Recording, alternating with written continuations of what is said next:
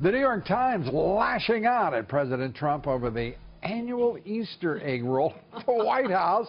White House reporter Julie Hirschfield Davis wrote an article entitled, quote, "The latest test for the White House pulling off its Easter egg roll. What's the big deal? The scandal?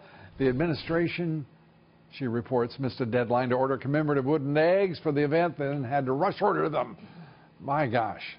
I mean, that's where we are. We're joined now by Tammy Bruce and Dom Giordano. Thank you both for being here. Tammy, wouldn't you know?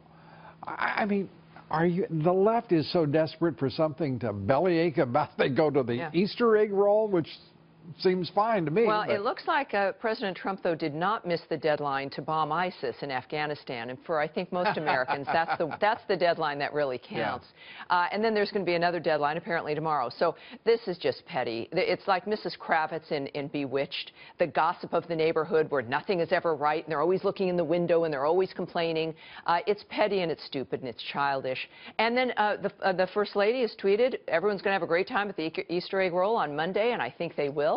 But it just goes to show you the ridiculousness of how far they've sunk, and how he could, as they say, come up with a cure for cancer tomorrow, and they'd call that a mistake as well.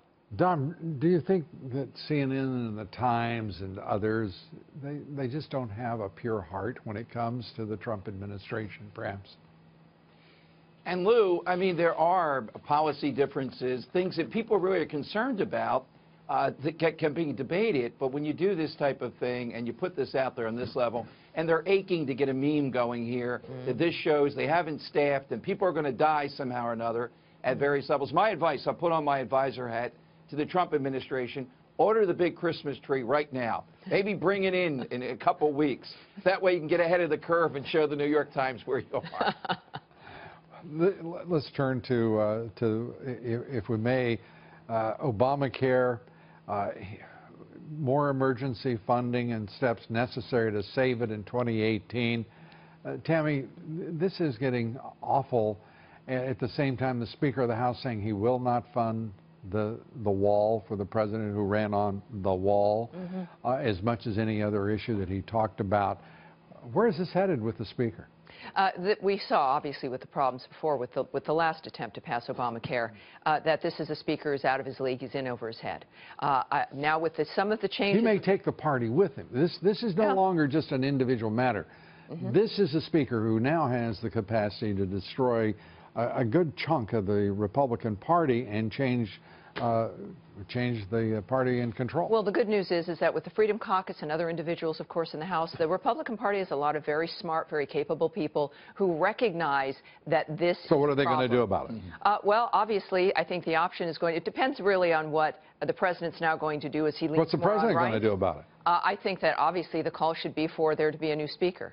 There's got to be someone who supports the president's agenda.